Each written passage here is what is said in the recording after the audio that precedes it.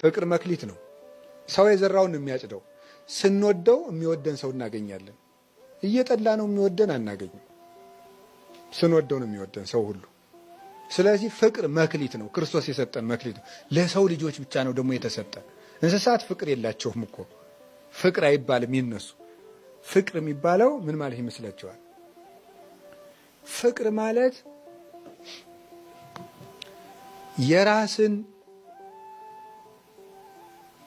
ሐሳብ ክዶ ለሌላው መኖር ነው። ፍቅር ማለት ለሌላው መኖር፣ መልስ የማይፈልግ ስጦታ ማለት ነው። ፍቅር ማለት መልስ የማይፈልግ ለደናደራችሁ እግዚአብሔር ይመስገን ባይመለስለት የማይቀየም ማለት መልስ የሌለው ስጦታ መስጠት ፍቅር ይባላል። ሳይጠብቁ ማድረግ ማለት ነው። የሚወዷችሁንማ ብትወዱ ምን ትርፋላችሁ? ይህንማ ቀራጮች ሲያደርጉት የለምን ብሏል ጌታ። የሚወዷቸውን መውደድማ አሕዛብም ያደርጉታል።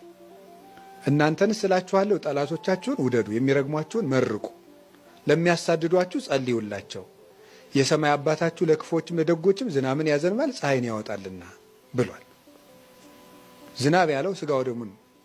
ለክፎችም ለደጎችም ስጋውን ደሙን ሰጥቷቸዋልና በእንቢተኝነት ቀረባቸው እንጂ ብሎ እናንተም እንግዲህ ርኅሩኆች ሁኑ በሰማይ ላለው አባታችሁ ልጆቹ ተሆኑ ዘንድ ብሏል።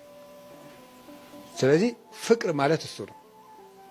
ፍቅር ማለት ልዩነትን አቁሞ አንድነት ላይ ማተኮር ነው። እንደሱ ነው።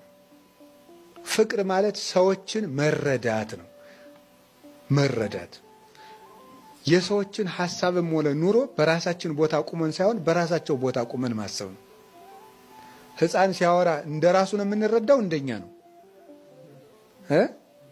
እንደ ራሱ ነው የምንረዳው። ወደ እሱ ወርደን ነው የምንሰማው። ፍቅር ማለት ወደምንወዳቸው ሰዎች ሂደን መረዳት መቻል ነው። እምነት፣ ተስፋ፣ ፍቅር፣ ሰላም፣ ራስን ከእግዚአብሔር ጋር ነፍስን ከስጋ ጋር እና ከሰዎችና ከተፈጥሮ ጋር አስማምቶ መኖር ነው ይላሉ። ከእግዚአብሔር ጋር፣ ራስን ከራስ ጋር፣ ራስን ከወንድም ከእህት ጋር፣ ራስን ከተፈጥሮ ጋር ጭምር ማስማማት።